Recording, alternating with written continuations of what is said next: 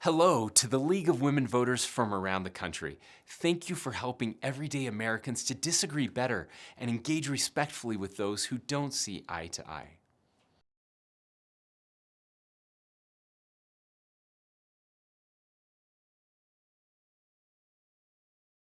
As the incoming chair of the National Governors Association, I was given an opportunity to choose an initiative. And I was thinking about all the big problems that we have in our country and how we could solve them, when it dawned on me that we can't solve any of the biggest problems in our country if we all hate each other. So the idea behind this was to do exactly that, build and rebuild trust in each other so that we could not just preserve democracy, but actually work together to solve problems. Yuval Levin recently wrote that unity is not all of us agreeing on the same thing. Unity is actually acting together. So that's the question. How can we continue to act together to solve problems even when we disagree?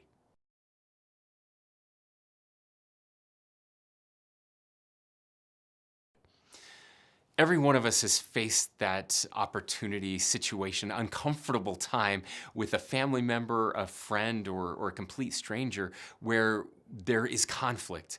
And the question is whether it's going to be healthy conflict or unhealthy conflict. What we found is healthy conflict begins with getting to know someone first of all, getting close to someone. But there's a great way that I found that has made a difference in having those conversations. And that is, I simply ask the question or the demand, tell me more about why you feel that way or why you think what you think. Asking for them to tell me more about something they know I disagree with gives me an opportunity to relax and cool down a little bit. It shows that I'm legitimately interested in their point of view, which makes it much more likely that they'll be interested in listening to me. It shows a compassion and a curiosity. And anytime we can show curiosity, we're going to be better off and we're going to open hearts and minds and maybe even find some common ground, but not always. Sometimes I actually have to ask the question 2 or 3 times, tell me more, until we can find that common ground. But I always recommend to my kids, to my family members, to my fellow governors, never forget that magic question. Tell me more about why you believe that way.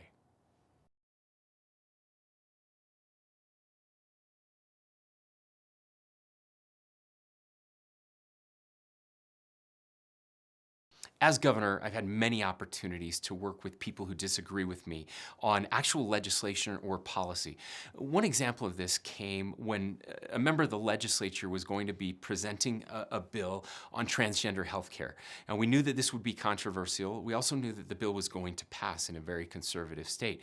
So just before the legislative session, we invited members of the transgender community, young people and their parents, and lobbyists and others to come to the governor's residence, to the governor's mansion, to meet with legislative leadership and the legislators that were going to be presenting this bill.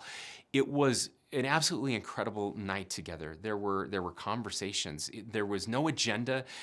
We just wanted people to get to know each other better so that as we went through this process, it could be respectful and maybe some common ground would be found. What I can tell you came out of that, if you look at these bills in other parts of the country, there was much more respect in the dialogue and the debate during the process as the bill was moving through different committees and onto the floor. There were also several changes that were made to the bill. Even though the bill passed, there were compassionate pieces that were put in there to try to make it easier for those young people and families that would be impacted. Now, obviously, it wasn't a perfect bill. Not everyone agreed. But because we took the time to spend together, to get to know each other, to actually talk to each other face to face, we came out with a better product in the end.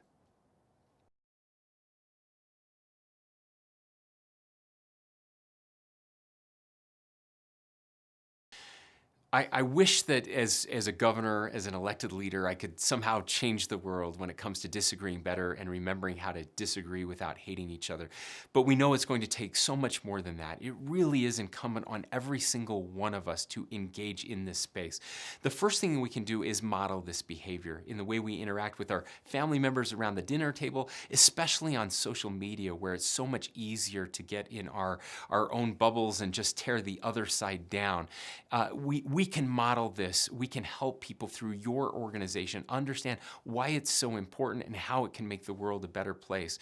But most importantly, I do think that we as individuals can encourage our elected officials directly. I want people to make this an issue in every campaign, much like abortion or gun control, whatever it is that's important to you. I think this should be one of those issues.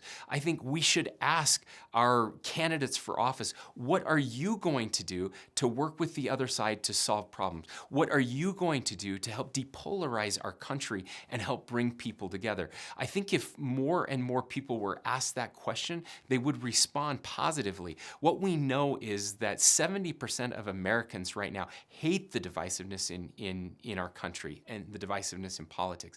That actually gives me optimism. I'm a believer that our better days are still ahead of us, and if we demand this of our elected officials, they will respond and start doing more to bring people together and stop the hate and outrage towards the other side. Thank you to the League of Women Voters and the Civil Discourse Network for your work to build bridges of understanding across our partisan divides. We appreciate the League's leadership and civic service in our democracy for over the past 100 years.